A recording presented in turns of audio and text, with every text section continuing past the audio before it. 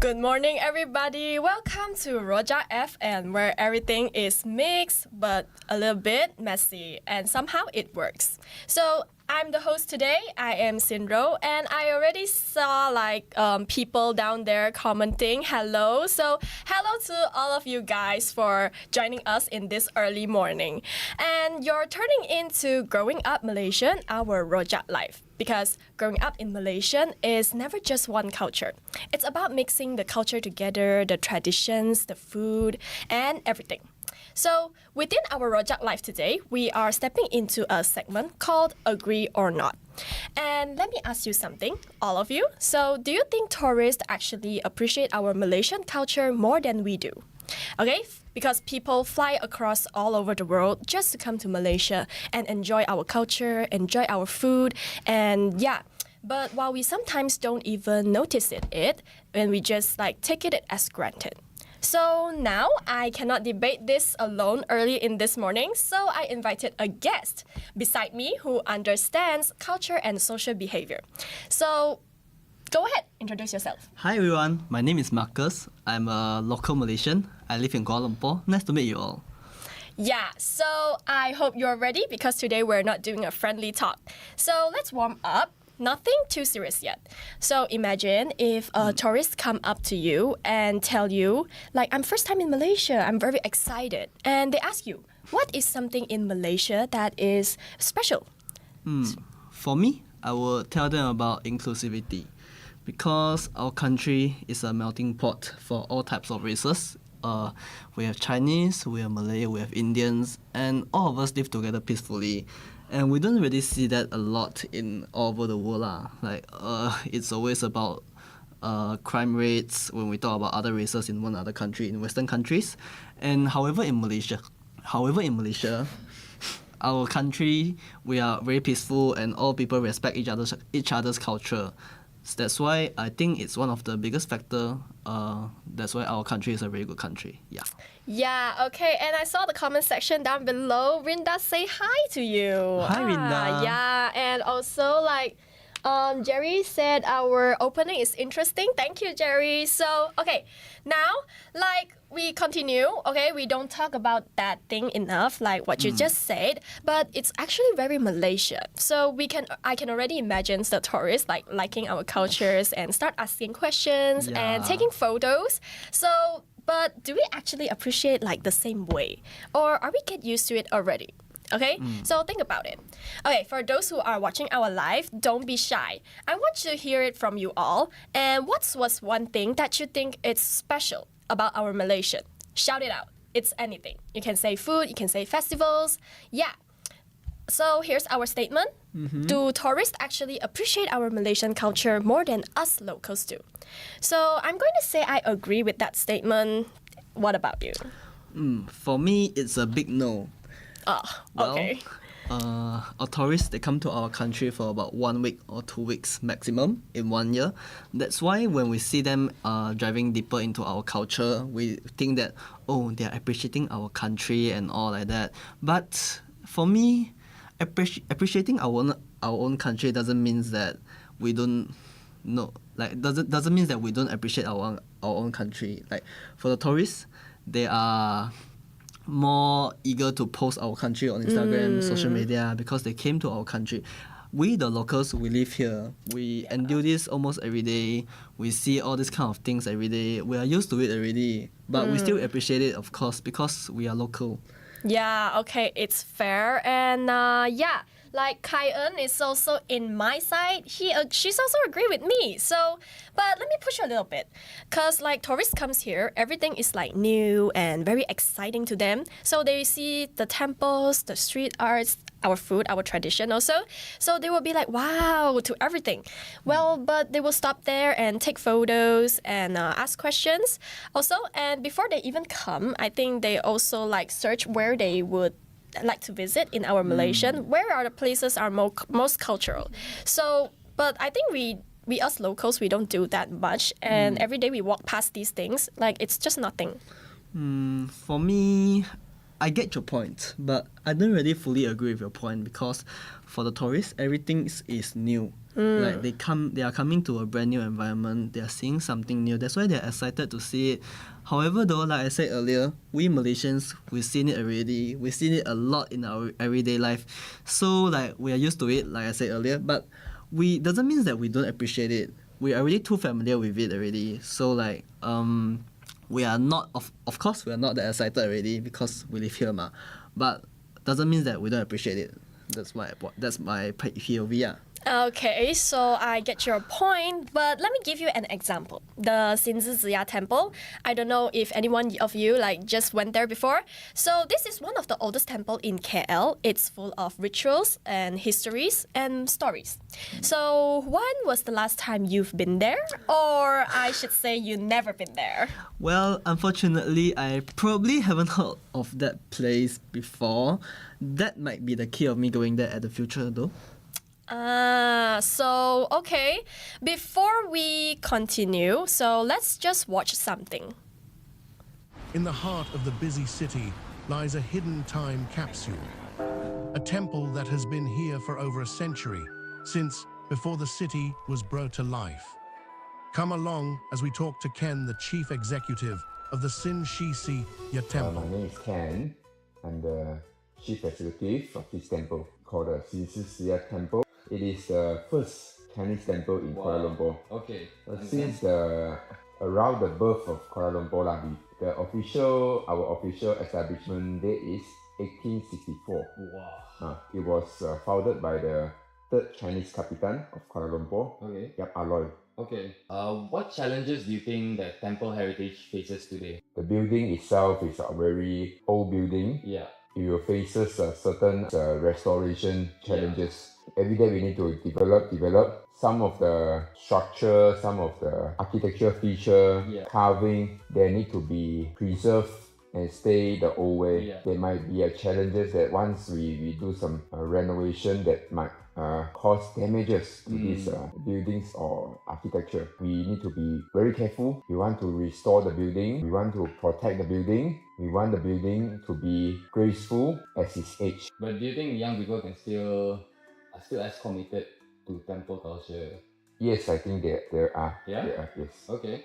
Once you come here, first timer, shy, no worry. We will help them to the process of praying. The staff in the temple, they are very friendly. They can be available to help you. Okay. How has temple culture in general changed over time, now in modern days? Certain tradition differ, but the essence was still there. Last time, they were using calligraphy pen to write the praying, but now it's a marker pen. So certain things it changes, but that's not the main point. Yeah. I think that our temple actually did a quite good job in preserving the old heritage. Yes. Because the temple operator that has been operated for 3 generations now, more than 100 years, it is something the operator has keep the tradition. Okay. Yeah. If there is something that we can do as a future generation to prolong and maintain this temple culture, what can we do? Everyone has their own strength, has their own talent. Like yourself, you are helping to take video, interview contents of this temple, and this is a good way to help to preserve. So the one who write can write, the one who draw can draw, the one who shoot can shoot. Yeah. The one who sing can sing maybe. I think everyone can do their own small little contribution to, if you want, to the Chinese culture or the other any tradition culture in Malaysia, and this is something very meaningful to do, I think. Okay. Alright, Ken, that's all the questions for today. Okay, thank you very much. Thank you so much Thank you. for your time. Hey, no problem.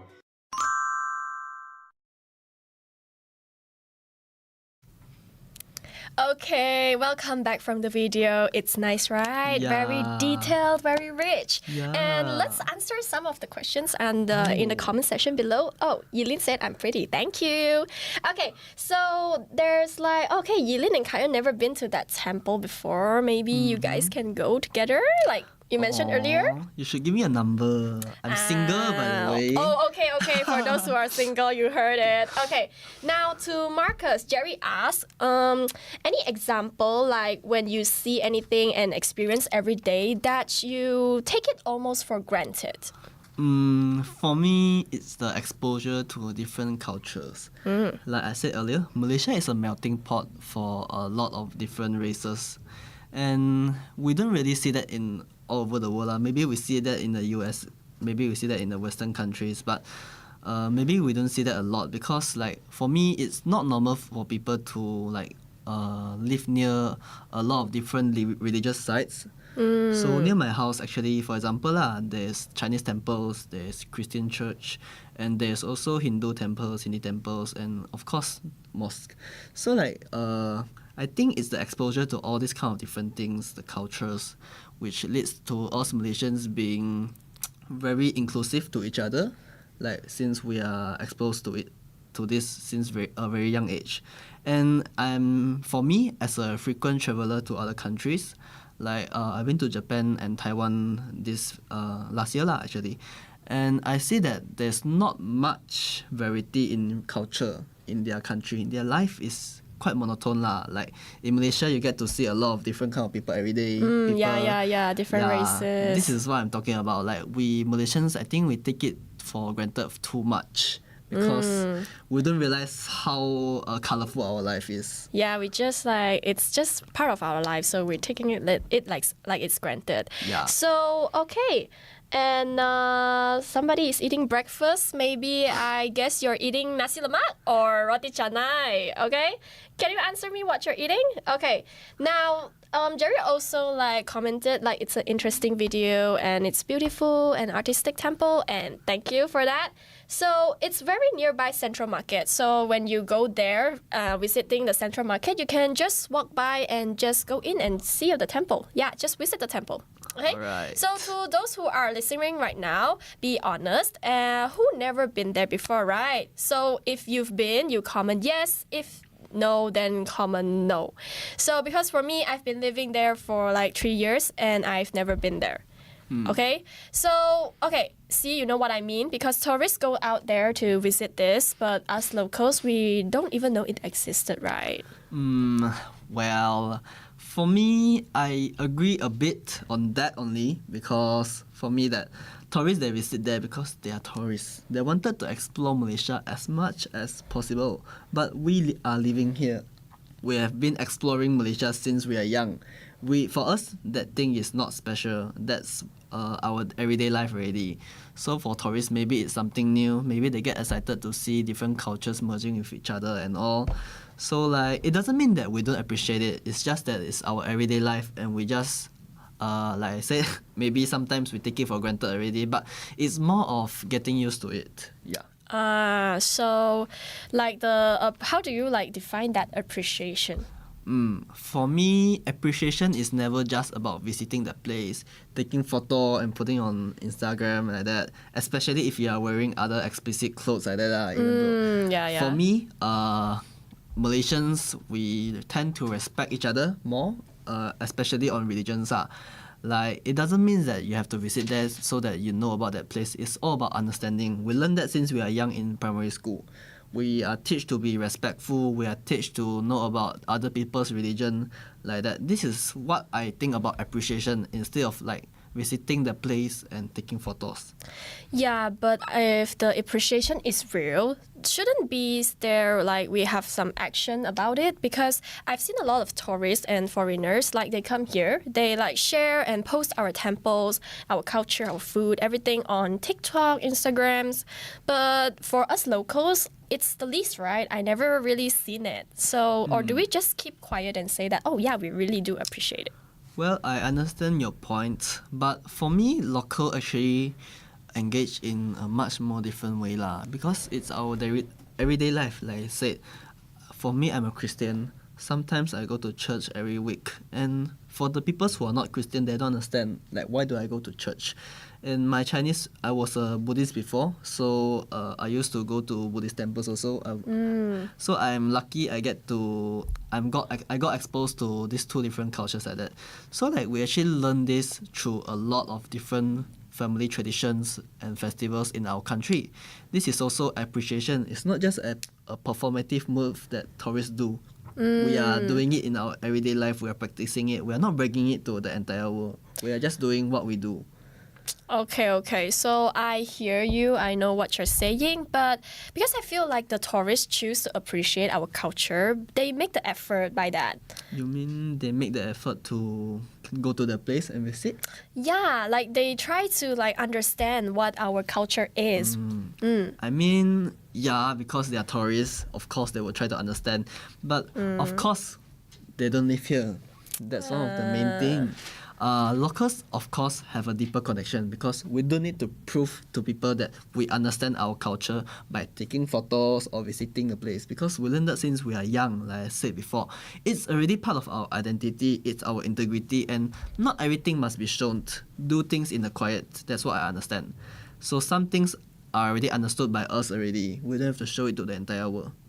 Okay. So, maybe part of that I'll agree. So, quick check to the audience. When you see a temple like that, would you more likely to go in and explore, A, or B, walk past and say next time? So there's a poll down there, so you guys can comment down below and choose your answer. Okay, now moving on, let's move on to something different, like it's not religion, but still culture things, like the batik. Wow, batik.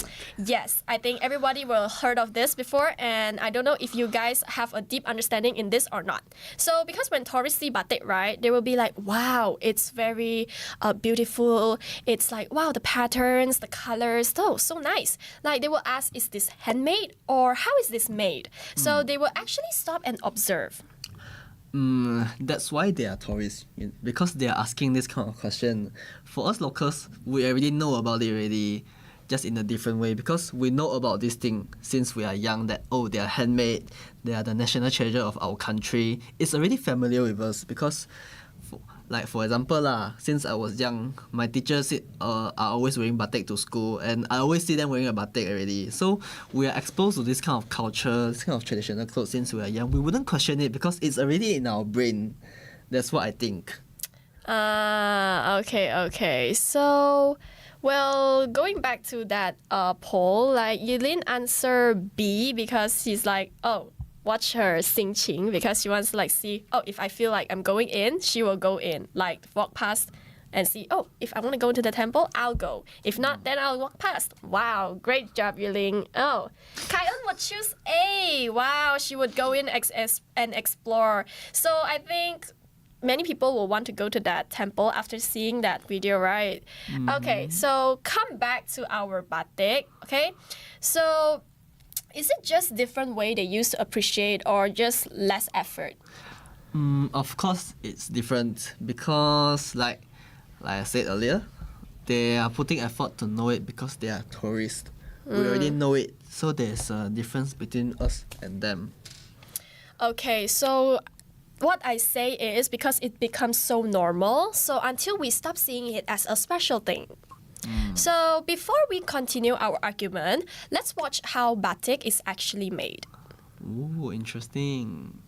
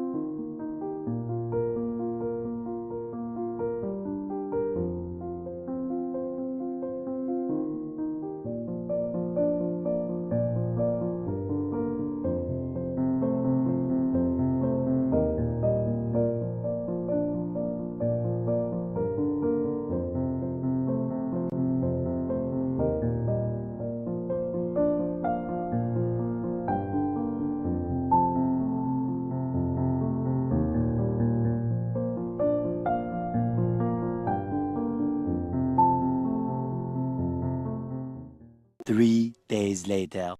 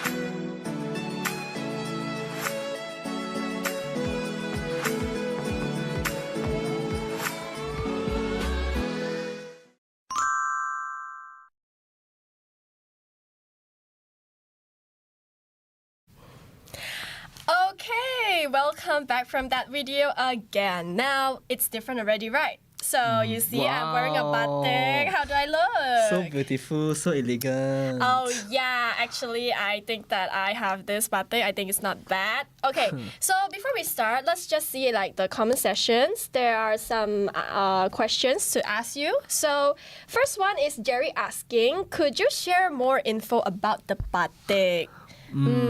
Yeah, and he has a question, says that what is the origin of the batik and what are the characteristics of the batik in Malaysia compared to other countries? Okay, my understanding of batik is batik was originated from Java. It's of Malay. It's neutral lah. It's Malay and Java. From Java, but it's a common thing for Indonesia and Malay to have batik because they are from the same kind of, I think, origin because they wear it since long time ago. But it's more of a royal thing for me because last time I don't think peasants can wear batik. First of all, it's expensive. Second of all, it's exclusive for the royals. But now it's more of a national symbol because it's our tradition and everyone can wear it. And as for the difference for Malaysia's and Indonesia's batik, I think Malaysia is more prioritizing on flowery batiks, and Indonesia they have better textures like straight lines textures instead of flowery textures. I think that's my answer for that. Okay, so Jerry, did you heard his answer? Like, did he answer your question enough? So, okay. And wow, everybody was like shocked that I have my outfit change. And thank you guys for praising my outfit pretty. Okay, now let's just continue to our debate session. So, like, okay. So where is the wow when you saw that video? You like wow for my outfit, but where's the wow feeling when you saw that video? Like we only appreciate it like when we are forced to notice it, like right now when I wear this. So when we experience it ourselves. When I see you wearing it, of course I'm shocked because normally we Malaysians we don't wear it to work every day, especially in formal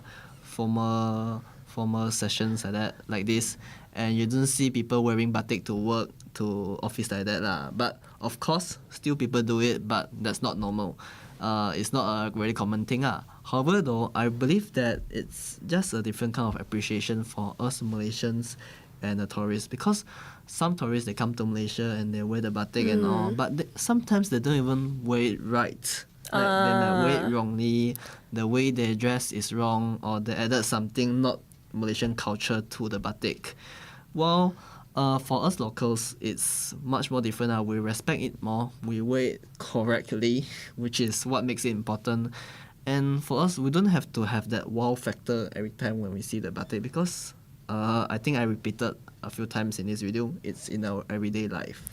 Of course, I get what you're saying. So maybe this is why we should teach them how to like wear it correctly. But if there is no wow, no curiosity, or no reaction, can this really like call it as an appreciation? For me, appreciation is never just emotion or like you doing something to show that you appreciate it. It's about understanding. Like how I introduced batik just now. Maybe I don't know about it that much, but I understand that what the batik represents: national identity, heritage, tradition, and is probably also our national pride. Yeah. Yeah, okay, you got a point. But understanding without feeling, is that really enough? I think it is just enough because like we don't really have to know that much already because of course we are locals. We already know it. We don't have to learn it that much from other factors already, and we don't have to rediscover it like tourists does. Like for them it's something new. For us it's just normal. So that's maybe the problem I was saying, because we don't discover it more enough. We don't question it more enough. But for me, you can't expect locals to react like tourists every time they see it. Like maybe I would say wow to you wearing batik right now, but maybe tomorrow you wear it, I'll say wow again. But after a few days, I'll say, oh, it's normal. She's just a batik girl. Okay, but I'm really not asking for excitement every time, but also the awareness of the batik. I mean, not only batik, but all the other cultures in Malaysia. Because after watching that video, I didn't even realize that it's how much complicated doing that batik, for the process in one piece. And actually, I'm a Malaysian. Yeah, actually, I kind of get what you say lah, because sometimes it's too normal for us already. Like what Mr. Jerry said just now, we take it for granted. Yeah, so okay, now to the audience, while you're listening, I need your answers again. So after seeing that video, do you feel like you appreciate batik more now? Yes or no? Okay, comment down below. Now, maybe the real question is not who appreciate this more, but how we appreciate it. For me, tourists and locals appreciates this kind of thing really differently lah. It's either out of curiosity, and one of them is out of connection. So you can't really put them together because it's completely a different thing. Okay, so because tourists reminds us what we have and whether to appreciate it, it's our choice. So what do you guys think about our debate session on this one? Do tourists appreciate Malaysian culture more than we do? Okay, or we just show it differently? Okay, share your comments down below. We want to hear your opinion. And before that, so I want to answer some of the comments down below because somebody has never tried batik before, but I hope you guys will have a chance to do that because it's part of our Malaysian culture. And yeah, Rinda said she tried it before and she wore sarung batik last time for the Zapin performance in primary school. Wow. Great job, Rinda. Okay, so yeah. All right, we will take a short break and we will come back for our next topic. So stay tuned.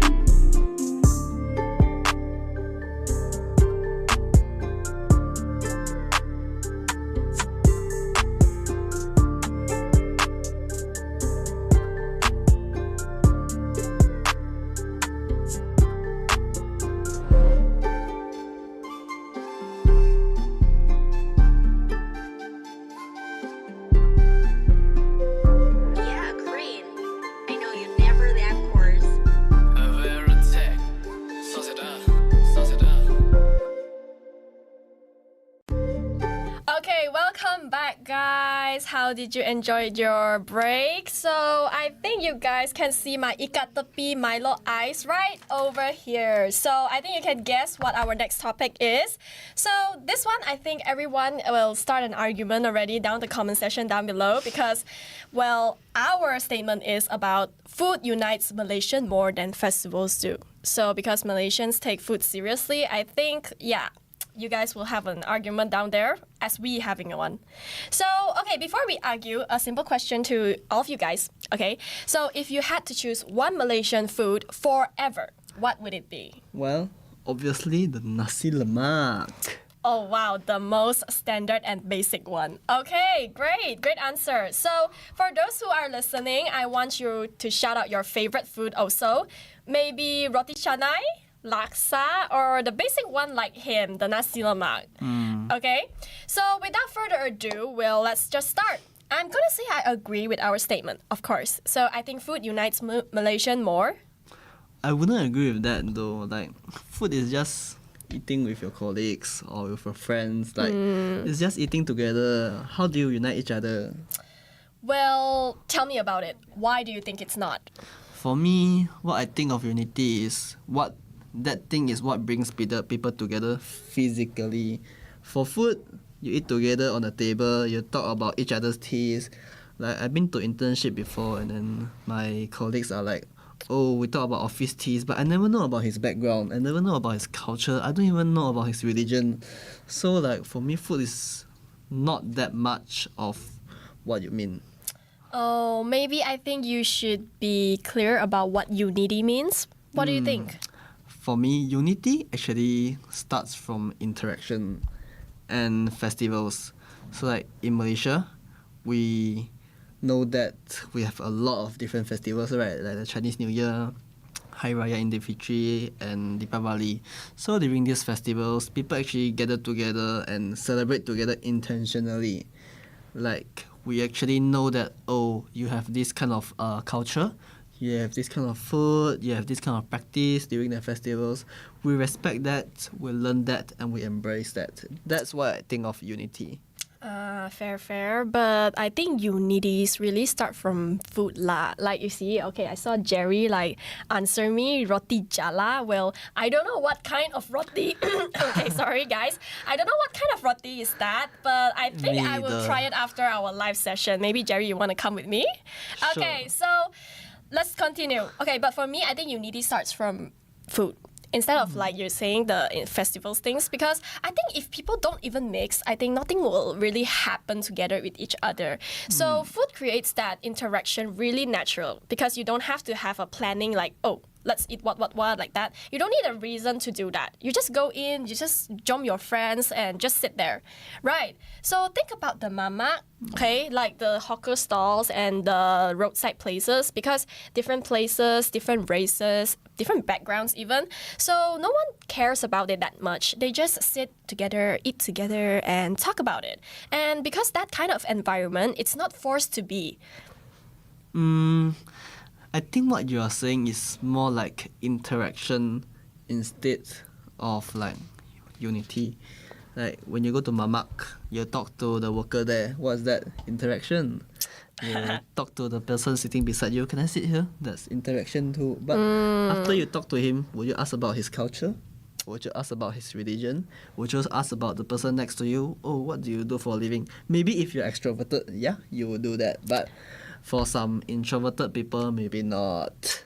Okay, well, I see you got your point, but is it not enough to create that unity? It's okay. It's okay to create unity because, of course, food is quite important in our culture. We have a lot of famous traditional foods and people actually come around from the world to eat our food. But it's a bit shallow. So you're saying my food is shallow, right? It's not shallow lah. Okay, maybe not that shallow, but limited. Okay. Okay. I said earlier, festivals. People celebrate those festivals intentionally because we are actually doing that to push each other into each other's cultural space. Like, we don't really want you, okay, we don't force you into a cultural space, but as Malaysians, we are learning it since young that, oh, we should understand each other, we can celebrate festivals each other together. Like for example, during Hari Raya, they will give out the ketupats to us for us to eat, and during Chinese New Year, they give us ang paos. Okay. So I see what you're saying, but because it's once a year as festivals, because we only celebrate that once a year. So? Celebrating it once a year doesn't mean that it's not significant, and doesn't mean that it don't leave a good impression. For example, though, I think there is a Songkran festival in Thailand. Oh yeah, I get that. It's just like not long ago, right? Yeah, and I see a lot of people, my friends especially, a few groups of my friends have been to Thailand just to celebrate that specific festivals. And of course, there's a lot of people from all over the world. So like, I think it doesn't matter if you celebrate once a year or 10 times a year or 100 times a year. It's about the significance of the culture and if people actually enjoy it and embrace it. Okay. Well, going back to the comment section first, because I saw like roti canai is winning. You guys choose roti canai because it's morning, right? Well, I see like E7J, she likes like roti cheese and naan. Well, I like naan also. I like the naan cheese.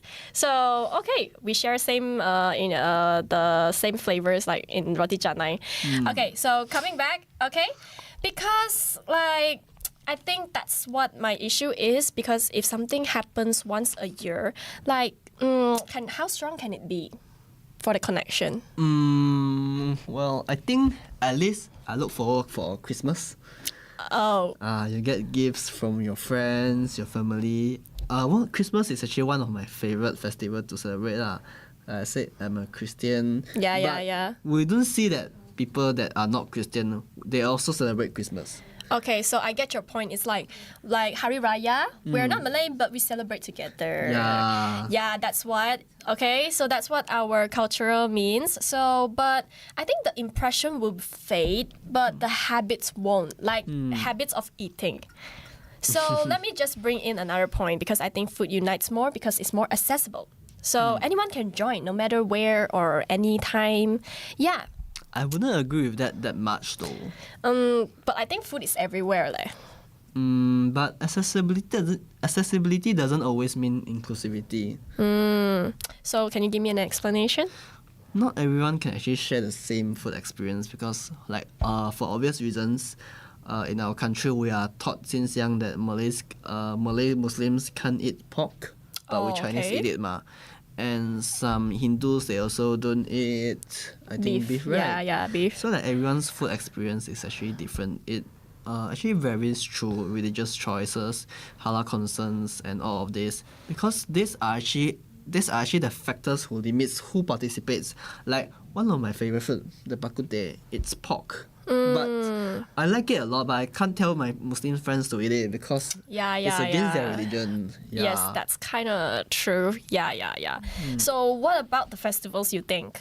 Well, as for festivals, normally when you know that your Muslim friends or friends from for me lah, if I'm celebrating Chinese New Year, I know that my Muslim friends and Indian friends are coming. I wouldn't put my pork there. I wouldn't prepare pork. I will try to make it as halal as possible because I want to make it inclusive for everyone. It is also the same for the Muslim people. Like, I think now you have noticed a pattern too that Muslims are actually giving out ang pao. Oh, during yeah. Hari Raya. The green ang paos, right? I did receive some from last Hari Raya, from my neighbors, from my mother's friends. Very special, right? Yep, I never have that when I was little, but now, yeah. Initially, this is not in their religion, but they actually adapt to it, they welcome it, and slowly we explain it to the entire world that we are one together. Oh, that is so nice. But that requires much effort, is it? That's why that creates a meaningful inclusion. So you're saying like food is easy, but like the festivals are intentional? Yes, festivals are intentional experience to leave a stronger impact to the audiences and to other people. Okay, so well, I want honest answer from you all again. So when you think of unity in Malaysia, do you feel it more from A, everyday food moments, or B, festivals where people actually invite you in? Okay, so think about it. Now, let me try to reframe this a little bit because maybe food is the easiest way that we can connect together each other. And how about festivals? Well, when we eat and drink together, like you said, food lah. Okay, maybe I partially agree with your point. We don't think much about culture, especially if we are not eating something prohibited.